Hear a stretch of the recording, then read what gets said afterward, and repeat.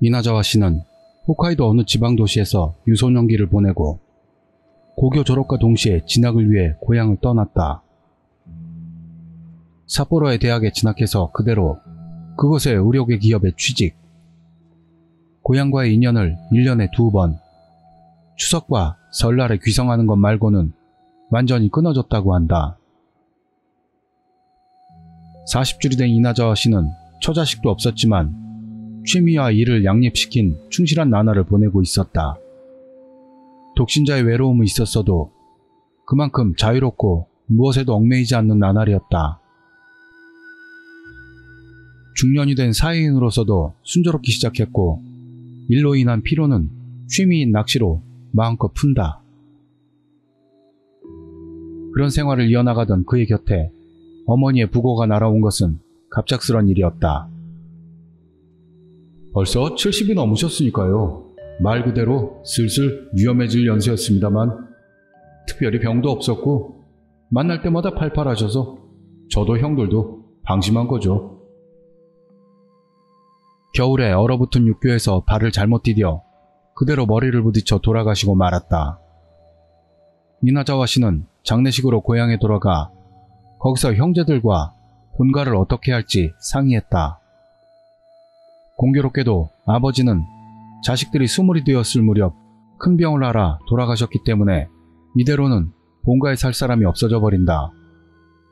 그러나 지금 일을 그만두고 집을 상속받을 수도 없고 이나자와 씨 외의 형제들은 처자식도 있다.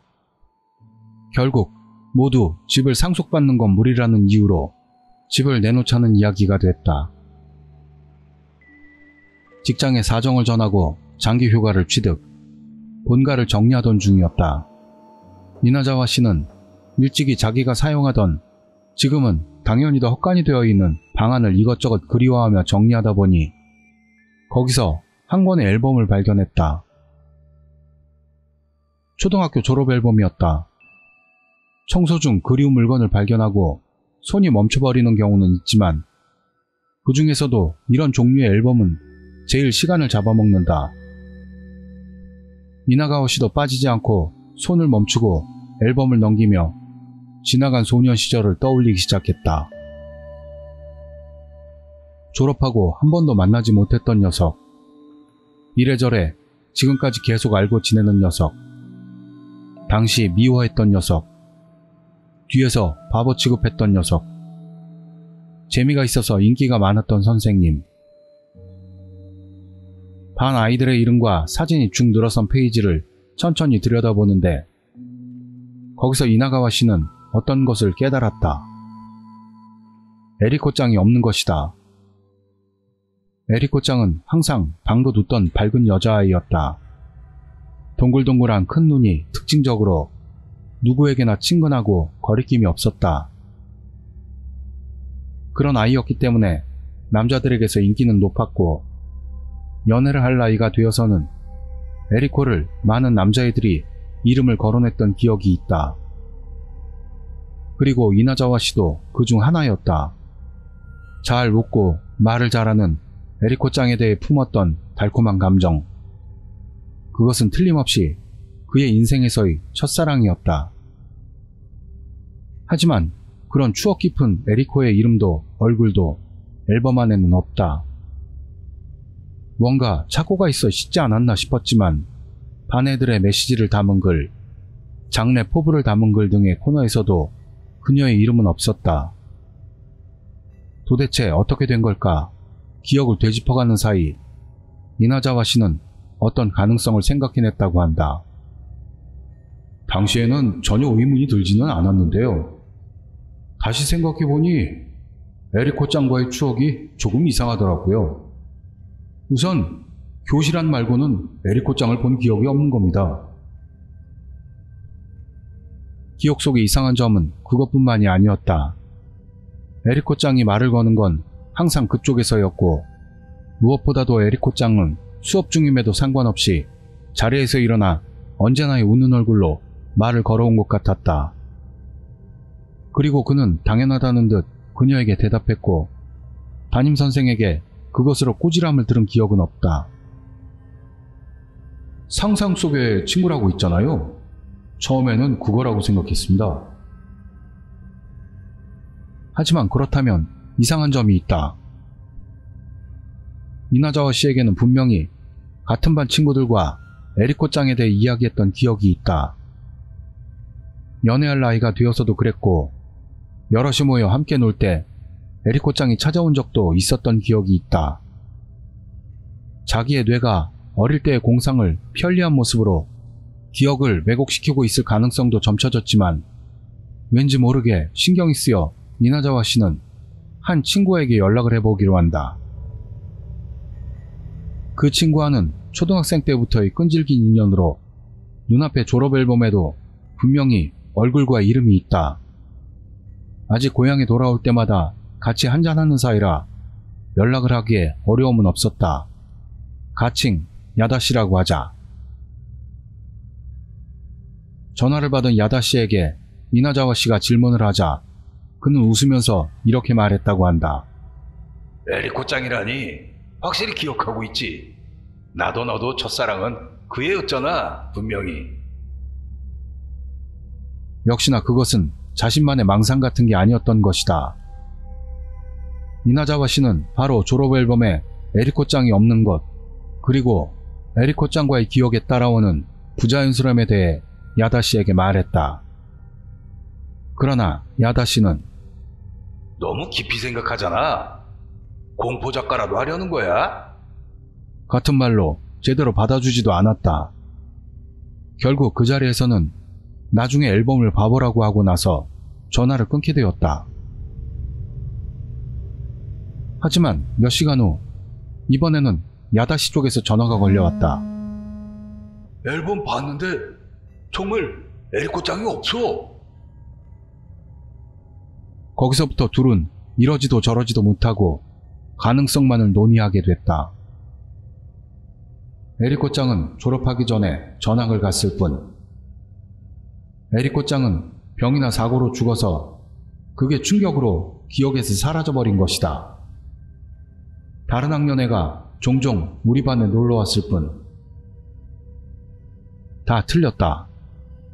첫사랑이 전학을 간다는 엄청난 사건을 잊을 리가 없을 것 같고, 반에서 죽은 애는 있었지만 그건 남자애였고 앨범에도 그 아이의 추모 코너가 마련돼 있다.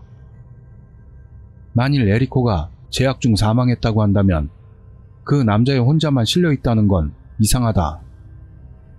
그리고 역시나 다른 학년애를 반 친구라고 착각하지는 않을 것 같고, 무엇보다 이 모든 가능성에 대해서도 에리코짱이라는 여자애와의 기억을 따라다니는 불합리함은 떨쳐버릴 수가 없었다. 집단 히스테리 일종이었던 것은 아닐까라는 설이 제일 이치에 맞는 것처럼 여겨졌지만 그것도 어딘가 석연치 않은 게 남는다. 자식기 와라시 같은 거였나? 그 애? 결국 긴 전화 끝에 야다씨가 문득 흘린 이 가능성이 맞는 건 아닐까 하는 생각이 들었다. 비과학적인 결론이지만 나쁜 느낌은 없다. 괜찮은 합의점일 것이다. 그렇게 끝났다면 평화로웠을 것이다. 그러나 그 야다씨라는 남자는 뜻밖의 날아든 미스터리에 혼자 텐션이 올라가 버려 다음날 이런 전화를 해온 것이다. 아직 고향에 남아있는 놈들한테 전화했더니 몇 놈인가가 에리코짱을 기억하는 녀석들이 있었어. 너 아직 당분간은 여기 머물 거지? 그 녀석들도 불러내서 어디에서 한잔하자고. 에리코짱은 자식키와라시 같은 것이라는 결론에 도달한 것을 느낀다는 게 바보처럼 생각될 정도의 온도차가 있었지만 특별히 거절할 이유도 없었고, 너무 오랫동안 만나지 못했던 당시 동급생들과 재회할 수 있다는 것은 나름대로의 매력이 있었다. 참가하겠다고 말하니 야다씨가 만날 날을 잡고 둘을 포함 5명 정도의 멤버로 이자카야 한 방에 들어가 술자리를 갖게 되었다.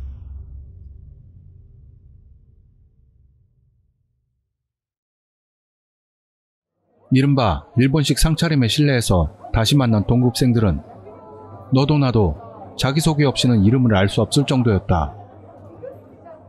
처음에는 서먹함이 우선이었지만 원래 이런 갑작스런 제안에 달려드는 녀석들이다. 바로 긴장도 풀리고 수십 년의 세월을 못 느낄 정도로 친근한 대화가 달아오르기 시작했다. 지금은 어디에서 일한다는 둥, 복권이 맞아서 아파트를 샀다는 둥, 각자의 에피소드로 꽃을 피운 술자리는 솔직히 너무나 즐거웠다고 한다. 하지만 야다씨가 에리코짱을 화제에 올리자 그중 하나가 노골적으로 얼굴을 흐렸다. 에리코짱 일은 나도 기억하고 있지만 말이야. 나는 솔직히 섬뜩하다. 왜냐하면 야다한테 전화로 듣기 전까지는 나도 그 애에 대한 건 잊고 살았거든. 졸업하고 나서 아마 한 번도 생각난 적이 없었을 거야.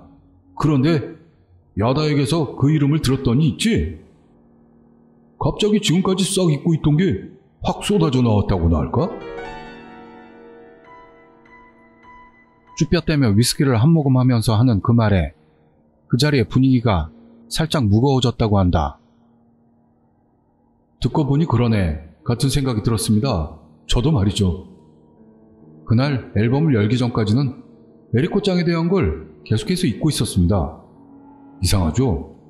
첫사랑이 상대라는 게 어디선가 이야기거리가 될 수도 있는 건데. 하지만 에리코짱은 예뻤다라며 분위기를 바꾸려던 건지 야다씨가 그렇게 말하자 그의 의도대로 자리는 다시 화목해졌다. 에리코짱에 대한 두려움을 토로한 녀석도 정신을 차리고 보니 그애 귀여운 것도 그렇지만 상냥한 게 엄청났었지. 같은 말을 하고 있었다.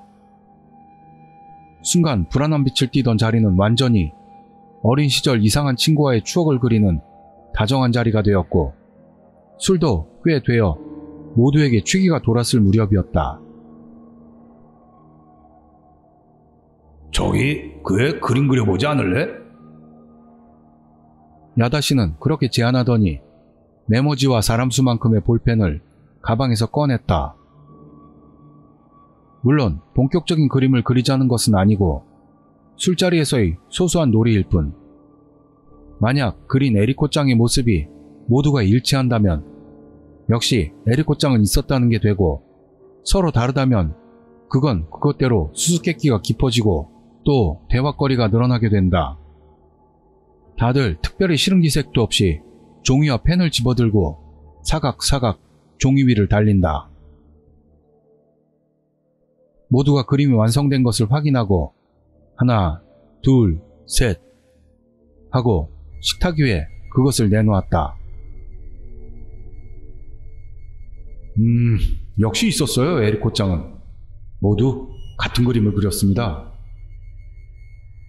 원피스 같은 얇고 예쁜 양장 차림, 힘을 주면 부러질 것 같은 가느다란 손발, 허리 정도까지 기른 긴 머리, 항상 생글대며 웃고 있는 귀여운 입술, 얼굴 가득히 찬 동글동글하고 큰 무수한 눈들.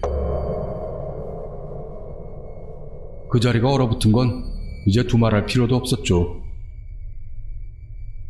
전원이 그릴 때의 그 모습의 이상함을 깨닫지 못했다고 한다. 그리라면 바로 그릴 수 있을 정도로 선명한 기억이 있는데도 계속 그걸 당연하다는 듯 생각하고 있었다. 그런 마법이 다른 손에 의해 그려진 모습을 본 순간 한 번에 풀렸다. 틀림없어요. 마법이었어요. 에리코짱은 우리에게 마법을 걸고 있던 겁니다. 그리고 우리가 그 마법을 풀고 만 거죠. 술자리는 바로 파했다.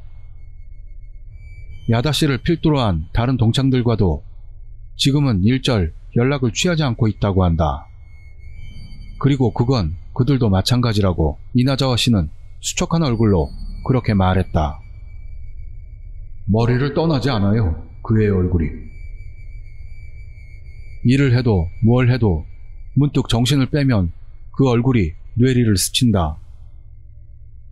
입가에 다정스러운 미소를 띠고 얼굴에 여드름처럼 무수한 눈알을 깜빡대던 에리코짱의 얼굴이 도무지 잊혀지지가 않는다고 한다.